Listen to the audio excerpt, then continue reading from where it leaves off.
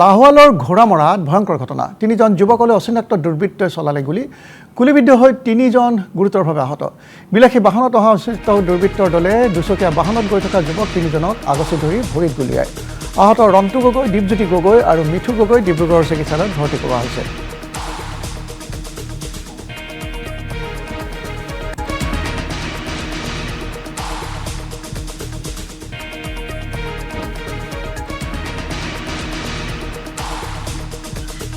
আমি টেঙাখাটৰ পৰা তিনিজন ল'ৰা গৈছিলোঁ ডিব্ৰুগড়। তাৰপিছত দুখন গাড়ী অভাৰটেক কৰিছিলোঁ প্ৰথমতে। তাৰপিছত গাড়ী দুখন কিবা ক'লে নেকি আমাৰ লগতে, নাজানো নেকি, ভালকৈ গম নাপালোঁ। মই চলাই আছিলোঁ।